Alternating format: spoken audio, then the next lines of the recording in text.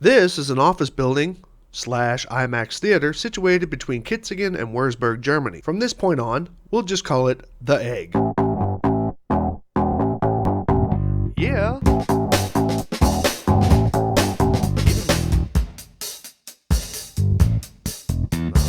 My son and I have been revisiting this observation and taking various measurements for years, trying to determine if this simple shot can conclude a spherical or a flat Earth. But don't get me wrong, we didn't just make one observation and then strike a thinking man pose and blurt out any old conclusion. Some days we spent traipsing across the Bavarian countryside looking for a distant and usable observation, and other days were spent driving multiple times between each location taking readings to get measurements. After long-range shots with different cameras, tabulating data, and countless bags of fast food, I went out and bought an auto level to finally get an answer to this puzzle. The reason this was a puzzle is because of four factors. First, aside from the one informal and later determined to be incorrect mention of the egg in an article regarding several financial scandals associated with the funding of the building, we were not able to find a solid architect's drawing of the building itself. So those measurements had to be made by us. Second, it seemed that no matter what source or tool we used, we kept getting different readings for the altitude at each location. Third, the terrain between the observation point and the egg obscured the bottom half of the egg itself. And let me be really clear about this. I am not claiming that that is the horizon obscuring the base of the egg. This is just an inconvenient terrain feature in the line of sight covered with tall trees. The reason why this was a problem was this means from standing at the base of the egg, we did not have a direct line of sight back to the observation point for further measurement. And lastly, just the general plausibility of the outcome. Because of the relatively short distance involved, it was uncertain that we can get a result which we can call definitive.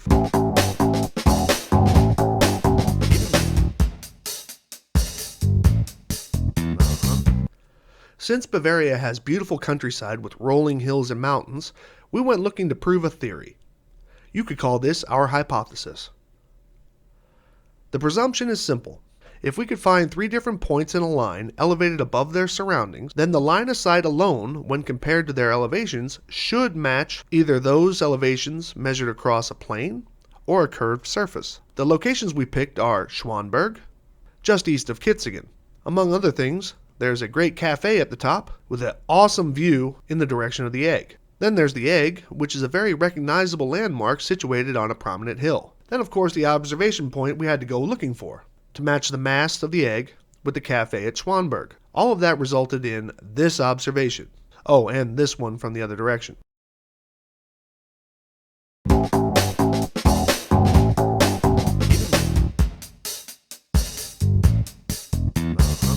Like I said before, it was not easy to get the egg's height.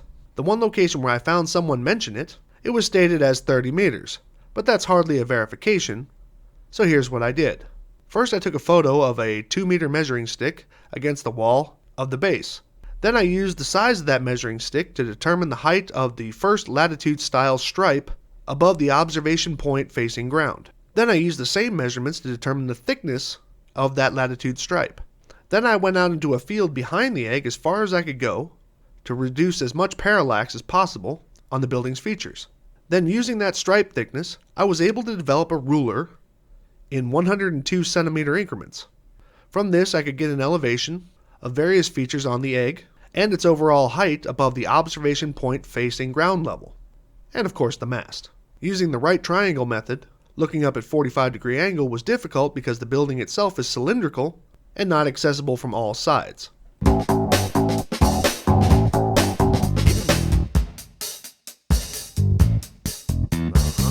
This is what took the biggest toll on us. Using 3 different mobile devices and 4 different sources, we ended up with 7 different elevations at each of the 3 points. First, we had the Google Earth altitudes. Those were easy to get. Then we had an app which showed GPS, geoid map, and barometric altitudes all in one. Then there was a common barometer app that we'll just call the Blue app. Then there was the data associated to the Theodolite app, which is also barometric.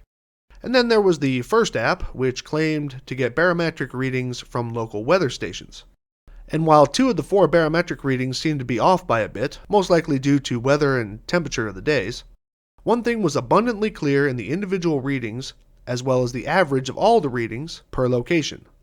The observation point was the lowest of the 3, followed by the base of the egg, and then of course Schwanberg, which was obviously higher. The base of the egg was always higher than the observation point, between 3 and 13 meters higher. So even if nothing else can be concluded by the measurements, that was at least a fact.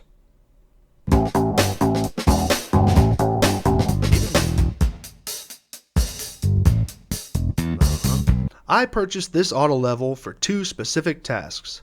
This test was one of them.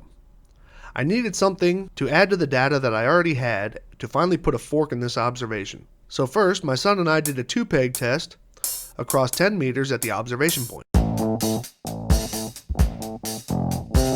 Backside A,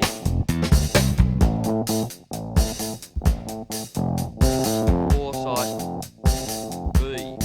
More data. Backside A,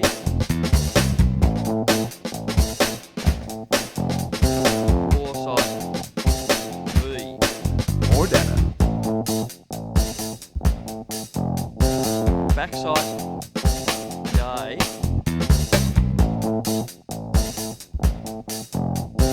foresight B. More data. Backside A,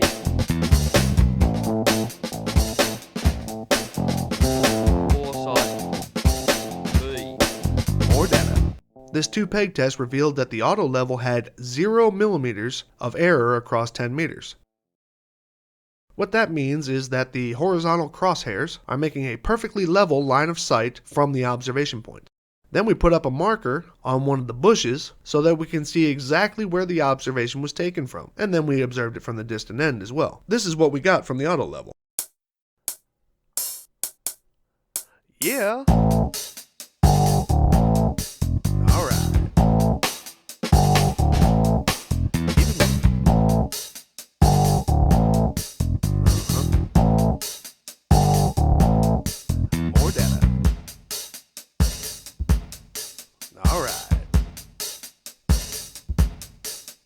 Yeah. Keep it moving. All right. Keep it moving.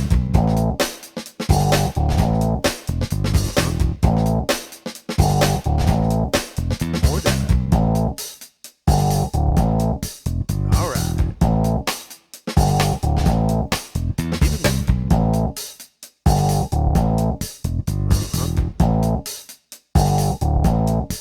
More data. Yeah. All right. Keep it moving.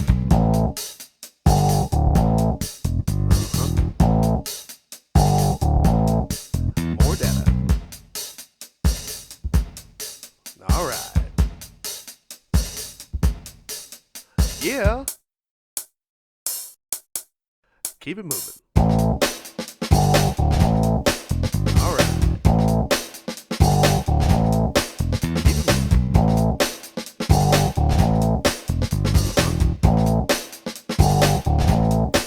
More data. All right. Keep it moving.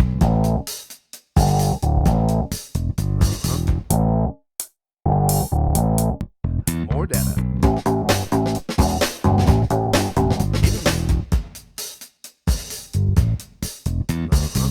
This is the part of the job that gets real boring. Well, for some people. And yet can be done by anyone with just a little patience. Let's go over the orthographic view of all the measurements and all the parts. This is the average height of all the measurements that were made at that particular location. Red one is on the flat surface. The green one is on the curved surface. Then you will find a ruler on each one. This ruler is the amount of meters above and below each average height. And then marked on each ruler are the heights that were given by the specific measuring devices at each location. The offset between these two is just because I moved the curved track just a little bit further down the line than I did the flat track. But you will see this is the same way on all 3 points. This is just so the data that's being shown isn't all jumbled up together and makes an unreadable mess. The zoomed in area will move up and down to follow the lines so that at each point you will actually be able to see all the data that's available. The zoomed out area is only going to show you the track as the cameras move along and will not change its position with respect to the model in any way. This is just to show you that no additional movements were made. Starting at each one is the observation point in Wurzburg. So let's move down to the egg and we'll track the line of sight. The purple line will always be the line of sight between the observation point and the Schwanberg Cafe on the flat map. The green line will always be the line of sight between the Wurzburg observation point and the cafe at Schwanberg along the curved map. The blue line is a level line of sight from the observation point at Wurzburg and will be identical on both the curved map and the flat map. This is an accurate drawing of the dimensions of the egg as well as the height of the tower and the horizontal stripes along its side. These two are identical. The yellow line at the bottom represents the ground level on the front side of the building where all my measurements were made. Currently right now, since we are on the average set, this yellow line here and this yellow line here are obviously on the average line of each track. As I go between different measurement tools, you will notice that the yellow line will correspond with one of these areas, depending on which measuring tool is actually being displayed. There will be a mark made for the level line. That tracks line of sight line to the Schwanberg Cafe and the peak of the tower above the egg itself. These will be used later for comparison. And here we have also a comparison of actual photographs to scale for the tracks that are being used, so you can see how each line of sight line and the level line relate to it.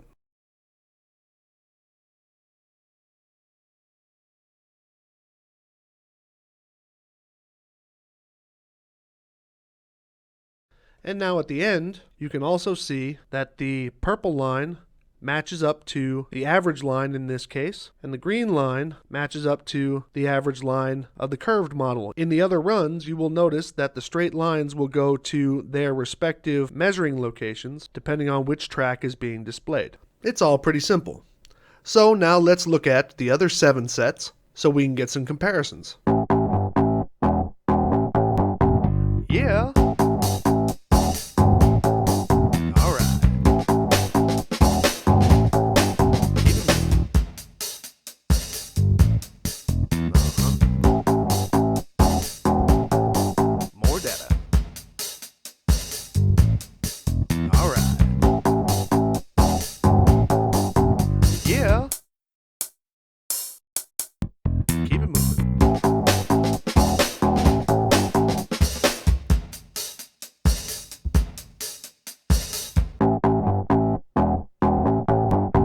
Yeah. All right.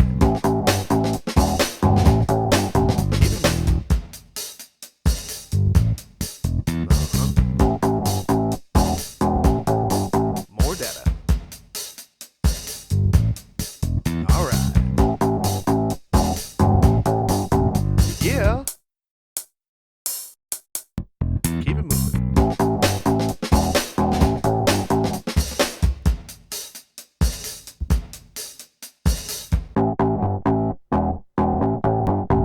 Yeah.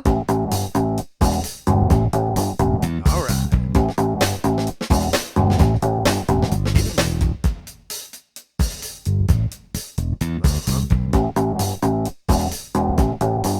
More data. All right. Yeah. Keep it moving.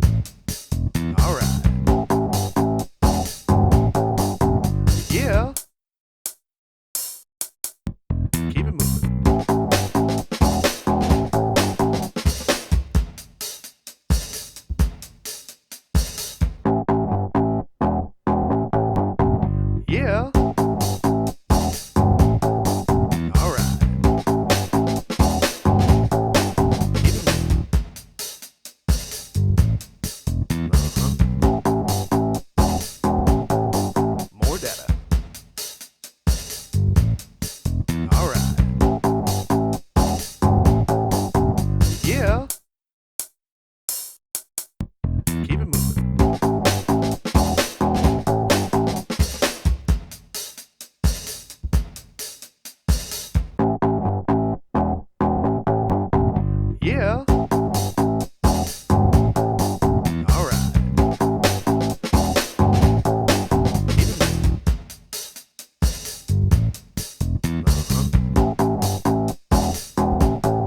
More data. Alright. Yeah. Keep it moving.